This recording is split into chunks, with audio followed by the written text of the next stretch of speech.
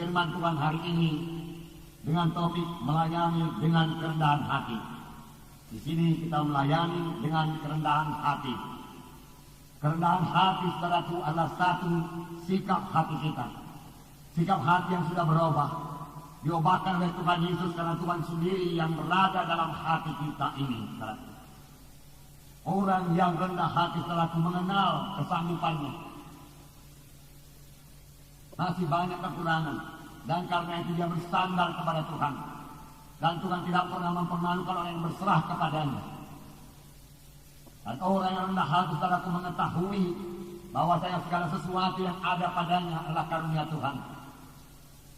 Walaupun dia memiliki wajah yang tampan atau cantik, semua itu datang daripada Tuhan.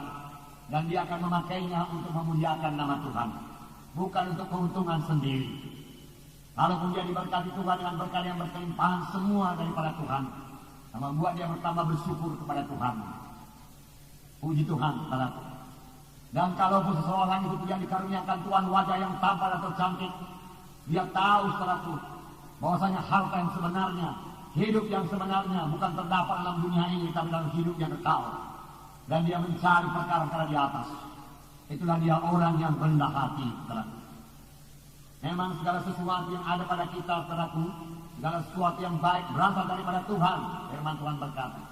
Dan firman Tuhan berkata, apakah yang ada padamu yang tidak kamu terima daripadaku? Semua yang ada pada kita, kita terima daripada Tuhan.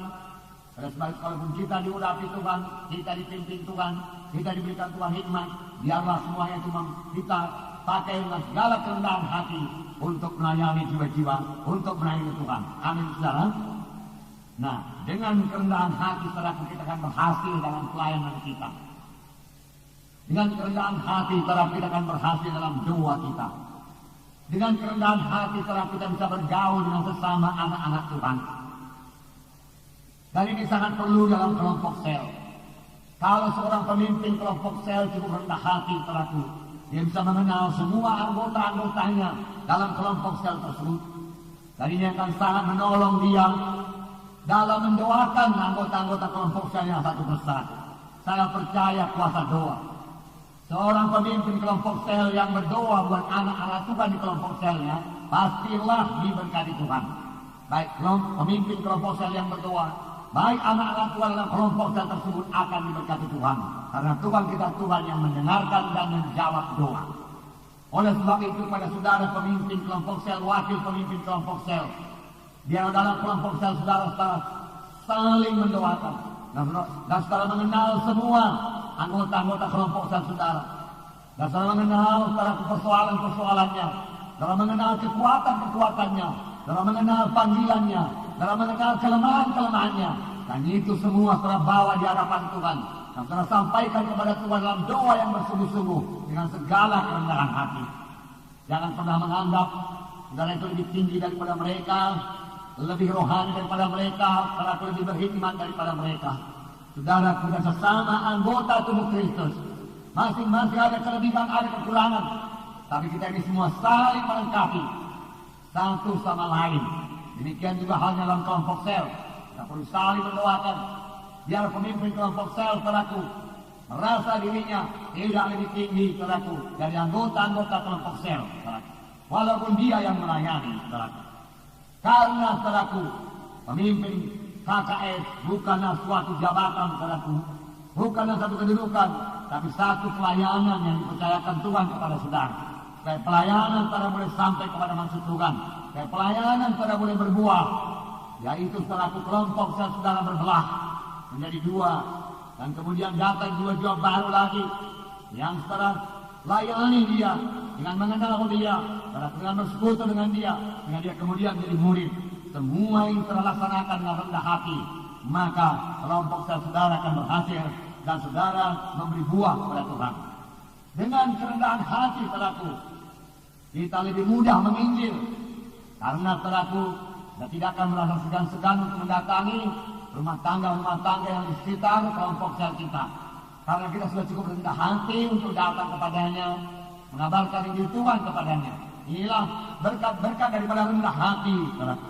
Biar semua kita memiliki, saudaraku, kerendahan hati ini, saudaraku.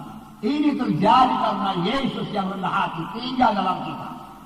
Nanti akan kita bacakan ayat yang mengatakan, marilah kepadaku kamu sekalian yang letih lelah dan beban berat, aku memberi sentosa kepadamu.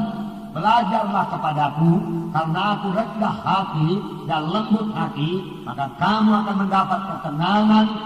Maka kamu akan mendapat ketenangan bagi jiwamu, firman Tuhan berkata. Haleluya. Nah, saudaraku, murid-murid, saudaraku, ya, pada waktu mereka masih bersama-sama dengan Yesus belum begitu dewasa. Mereka masih mencari yang terbesar di antara mereka. Mereka tidak merendahkan diri satu sama yang lain. Dan Tuhan Yesus menegur mereka. Saya percaya mereka menerima teguran Tuhan dan mereka berubah. Saya akan membacakan peristiwa Markus 9 ayat 33 sampai 37. Bukalah Alkitab saudara, sama-sama kita membacanya. Markus pasal 9 ayat 33 sampai 37. Markus pasal 9 ayat 33. Di sini kita melihat, saudaraku, murid-murid berbincang-bincang di tengah jalan. Mereka bukan memperbincangkan penginjilan, mereka bukan memperbincangkan, saudaraku, pengorbanan Tuhan Yesus. Mereka belum mengerti. Tapi apakah yang mereka cari?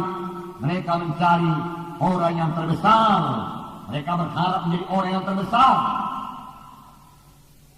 Mari kita baca Markus 9 ayat 33 sampai 37 bersama-sama.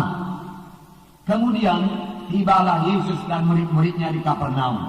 Ketika Yesus sudah di rumah, dia bertanya kepada murid-muridnya, apa yang kamu perbincangkan tadi di tengah jalan?